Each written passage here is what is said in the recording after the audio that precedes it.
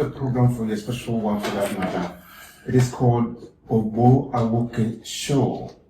And there's one man behind this show, a man who has helped many people to find generational wealth, a man who helps people to free themselves from generational poverty, and presently a business coach, a coach who has practically coached more than 300 businesses across Africa. And this is welcoming Mr. Ogbo Awoke Ogbo in the show, Ogbo Awoke Ogbo Show. Sir, you're welcome. Thank you very much. Thank you, and thank you for having me. This is something I have wanted to do for a long time, and as a matter of fact, something I have done before. I had a show on TV that was quite popular in Nigeria called Healthy, Wealthy, and Wise. So listeners, this show is going to be tackling one major challenge for many families in this part of the world. And I'm going to tell a personal story that shows how this thing all began.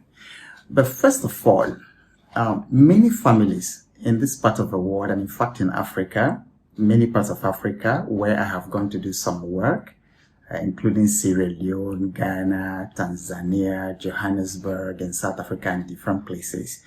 Many families in Africa are suffering generational poverty. In other words, it is inherited poverty. The current generation inherited poverty from the previous one. And so many families are actually in their third and fourth generation of poverty. And then when you look at the way things are going on in the different economies in different parts of the world today, you can tell that there is no radio program currently in the country. There is no system currently in the country that allows people to come out of poverty. So we'll be looking at it. In fact, when I looked at the NDIC, the National Deposit Insurance Corporation, they said that 99.6% of Nigerian bank accounts do not have up to 500,000 naira in it. So it's a massive problem. And right now, the active accounts in Nigeria, the Nigerians that have active bank accounts are about 140 million. Now, out of those 140 million bank accounts, we have barely 5 million people that have up to 500,000 naira in their account. And when you look at it, families are struggling. Different people are finding it difficult, to move around, to give their children the kind of education that they demand or that they desire, to even own a house. In those days, growing up in the 1970s, it was fairly easy for people in the villages, to own their homes. But right now, you go to the city, and then majority of the people in the cities are renting their homes. So the generational poverty issue is very, very serious. And this is what we're going to be addressing in this show, the Ogbo Awoke Ogbo Show, which will be coming to you in this station, same time. So now, how did this thing start? In 2012, many of you know about the Dana plane crash. Out of respect for my colleagues who were in that plane and unfortunately died in that plane, I speak about this with a lot of solemnity. It's because what happened was I was on that plane. My name was on the list, on the manifest of that plane. And at that time, we were doing a program for a project for MTN. That was the time that MTN had this business plan competition that they had.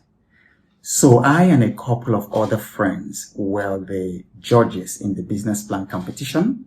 So we were traveling to different zones in Nigeria, listening to the business plan pitches that people had, and so that we could select the people who would win the MTN prize. And A weekend before that plane crash, my colleagues and I were 7 of us, plus the media people. We had the one in Port Harcourt. So people in the south, and southeast zones came to pitch their business plan competition. The following weekend was to be in Abuja. At that time, I had my son in Loyola Jesuit College. And I was supposed to have gone the weekend that we were in Abuja, in Port Harcourt, was his visiting day. But I wrote the school to allow me come for the next Sunday to see him because I was going to be in Abuja. And so what happened was, after we finished the Abuja business plan competition, we were heading to the airport for that Dana plane. But I had another colleague, Wale, and then myself. Wale also had his children in Loyola Jesuit College. So I decided to go with him. I said, okay, let me even go and see my son. So Wale and I said to the protocol people, please move our names from that Dana to the last one in the evening, which is going to be around 7 p.m. So that's how they removed our names from the manifest. And then we went to Loyola. So on our way coming back, we heard the very tragic and very sad news about that Dana crash. And I was totally shaken. And then while I was shaken, so while I was in the mournful mood for all the people, who perished in that, I was shaken because I asked myself, suppose I had died in that crash, in what condition would I have left my family, my wife and my children? And then things were not really very good for us at that time. We didn't have a house of our own. We were still struggling with paying fees.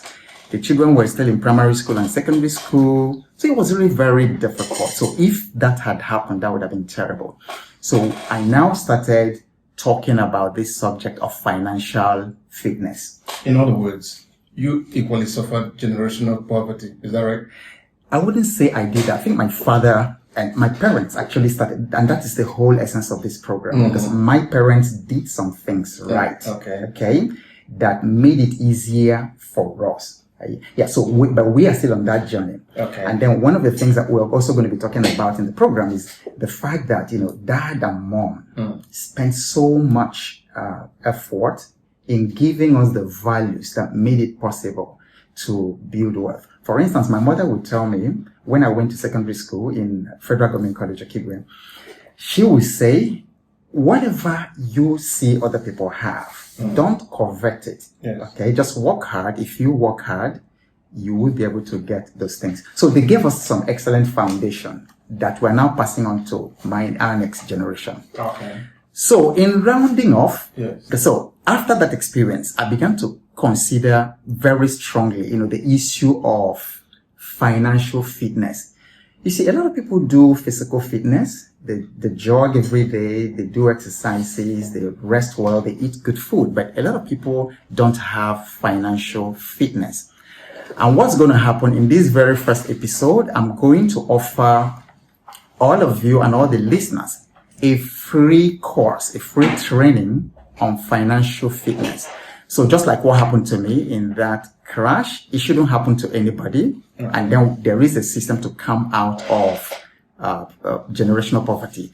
So, and I need you to take this WhatsApp number because that's what you're going to give. If you send your name and where you are listening from to this WhatsApp number, you will receive the details of how you are going to take the free course on financial fitness. The number is 0808 8000 111. WhatsApp only. Please do not call. So when you send your name and where you're listening from, we will send you the link to the free course. The number again is 0808 8000, that is 8000 111.